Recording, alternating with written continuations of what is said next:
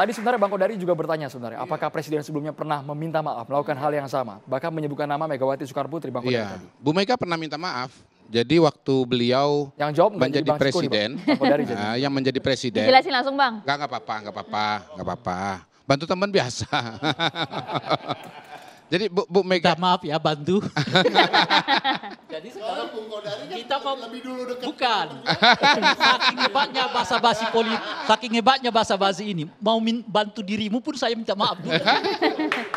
Bang Kodari, silakan Bang.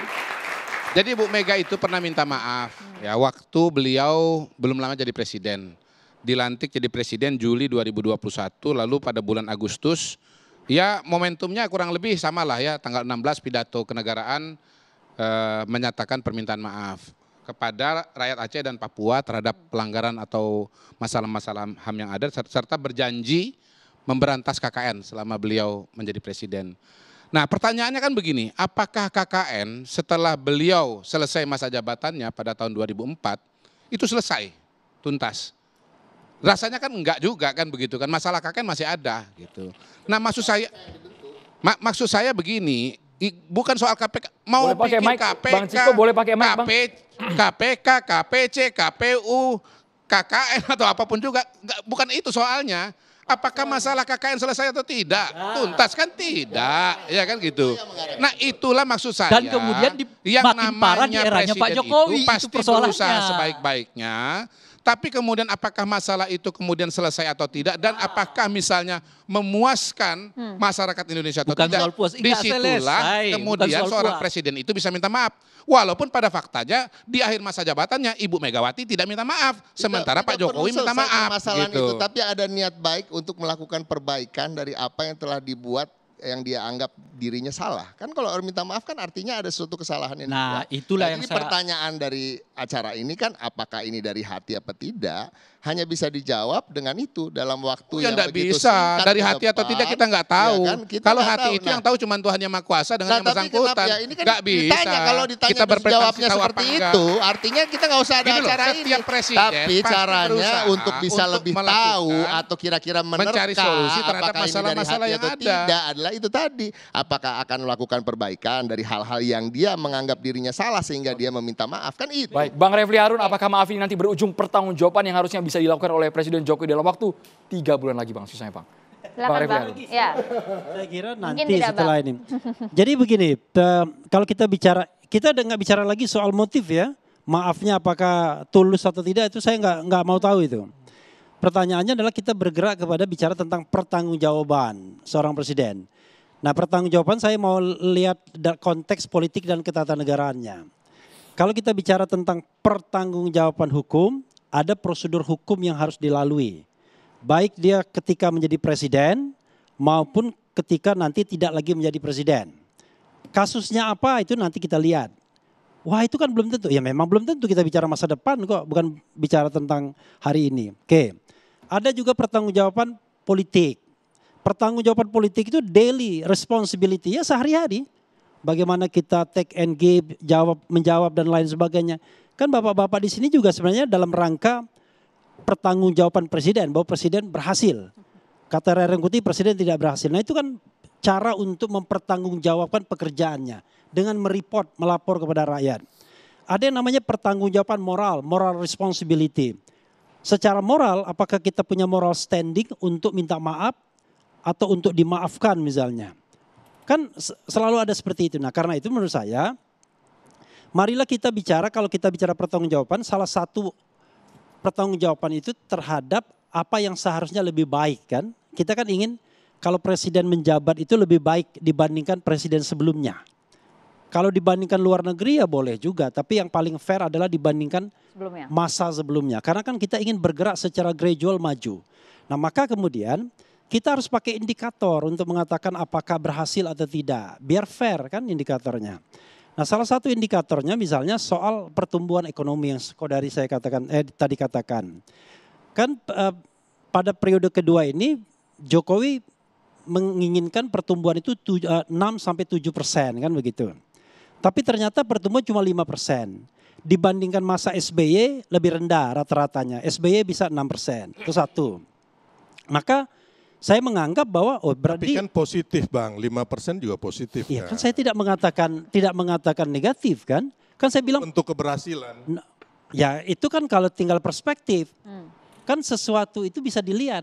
Oh tumbuh, tapi orang lain mengatakan tumbuh tetapi tidak sebaik SBY. Padahal kita ingin tumbuh yang lebih baik. Makanya ekonom, sebentar dong saya ingin berbeda, menjelaskan. Abang. Makanya ekonom mengatakan terjadi perlambatan pertumbuhan. Bukan negatif, ya kan? Perlambatan pertumbuhan.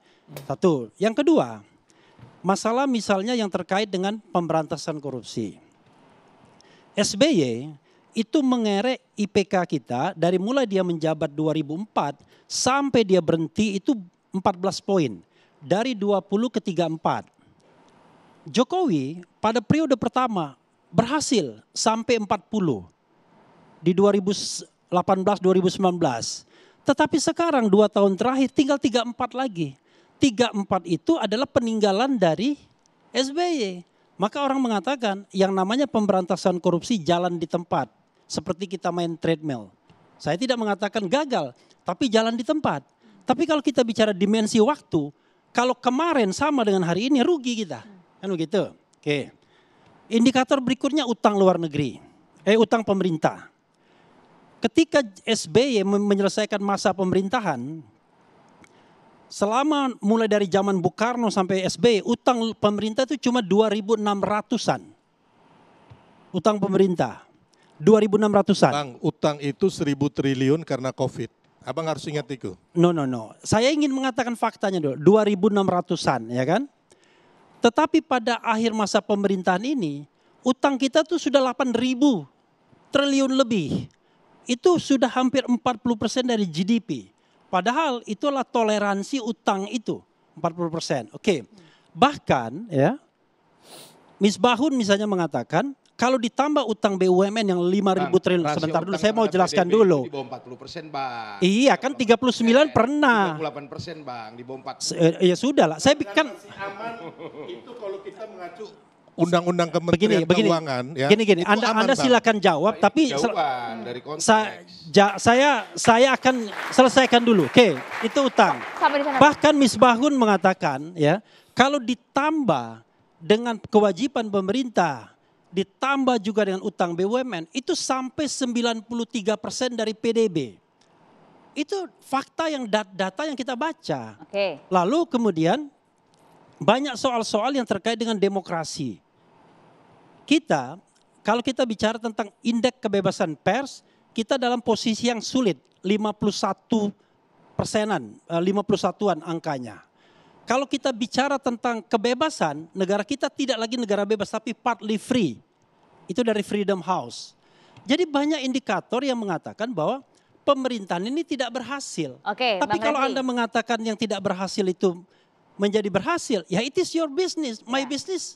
Enggak seperti itu. Ya Sampai di silakan sana saja Bang kalau Refli, Anda harus bilang dijawab dulu berhasil. nih Bang, harus jawab. Oke, silakan. Bang Silvar, silakan. Ya kalau masalah penegakan hukum saya juga sama ya. Kita nggak bisa pungkiri bahwa ini ada sesuatu yang salah juga, yang kita belum berhasil. Tapi kalau mengenai pertumbuhan ekonomi, rasio utang dan sebagainya, itu aman kok. Nggak jadi masalah. Perlambatan pertumbuhan tadi kalau bahasa Bang Refli. Iya, tapi kan situasinya kan berbeda zaman Pak SBY dengan sekarang. Kita kemarin kena COVID, ya kan, terus geopolitik kita juga berubah gitu loh. Jadi nggak ada yang salah gitu loh mengenai pertumbuhan ekonomi kita tetap positif, ya kan, apapun yang terjadi kita bisa, rakyat masih bisa makan dan sebagainya, ya kan. Investasi investasi juga jalan gitu loh. Jadi nggak ada masalah gitu loh. Yang saya sepakati bahwa masalah hukum itu kita harus akui benar itu. Artinya Pak Ya. Jokowi dalam masalah hukum. Harus fair, kita fair, saya Ya, fair. Artinya Saya Pak bukan Jokowi- penjilat ya. Saya nggak dapat apa-apa dari Pak Jokowi Ya. ya. Kita harus fair Oke, di sini. artinya setidaknya menurut Anda Pak Jokowi bermasalah dalam soal hukum. Dan oleh karena itu beliau Bukan, patut dan layak bukan. untuk minta Bukan maaf, Pak begitu. Jokowinya yang bermasalah, Bang. Apa? Ya. Sorry. Jadi Ini gimana, saya Bang luruskan Silvar? dulu. Ya, nah, harus Pak luruskan, Jokowi silakan. tidak bermasalah dengan hukum, beliau tidak melakukan abuse of power, tapi penegakan hukum kita memang kurang bagus. Pada pemerintahan ini. Iya. Oke, jadi di zamannya Pak Jokowi penegakan hukum kita kurang bagus Dan itulah salah satu faktor yang membuat Pak Jokowi minta maaf. Oh enggak, itu beda Bang. Ya, Bang Panel. Bukan itu ya. Jadi intinya begini, Bang, bahwa Presiden kemarin minta maaf itu karena situasinya acara keagamaan ya tidak bisa memuaskan semua pihak. Tapi itu bukan dulu. formalitas kan, Bang? Bukan, itu dari hati seorang negarawan yang rendah hati gitu loh. Yang kedua, beliau mengajak sama-sama kita berdoa demi kebaikan bangsa. Baik, kita beralih ke Bang Panel, tadi poinnya sudah diulang Bang. Gini. Ini yang didiskusikan kan tadi permintaan maaf presiden dan wakil presiden di sebuah acara. Sementara ekspektasi dari 3 kawan saya ini adalah pertanggungjawaban. Ya ABCD. Boleh lebih dekat, Bang? Ini jadi nggak ketemu gitu loh. Soal indikator tadi Bang. Iya, Indikator yang disebut Bang Refli. kejauhan. Ini kan Ngomongin yang kita konteks soalnya, diskusikan.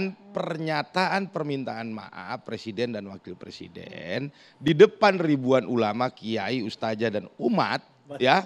Yang permintaan maafnya juga spontan langsung diterima. Bahkan kiai ulama itu juga balik minta maaf karena mungkin suka ngerepotin Pak Presiden segala macam. Saya lihat ini satu cerminan yang luar biasa. Soal indikator tadi Bang diakuin atau tidak? Bang Panel Komunikasi Barus? yang sangat Indikator baik persoalan antara tadi, Bang? pemimpin dengan rakyatnya. Ya.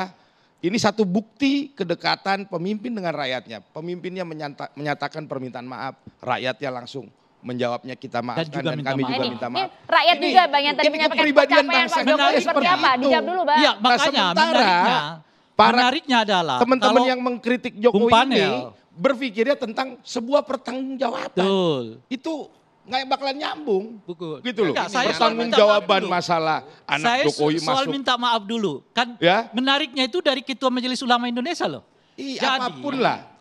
Majelis Ulama Terserah Indonesia, apapun, ada ulama, Ketua ada Majelis kiai, Ulama ada- Indonesia meminta maaf kepada Pak Jokowi karena dia jelas dasar-dasarnya.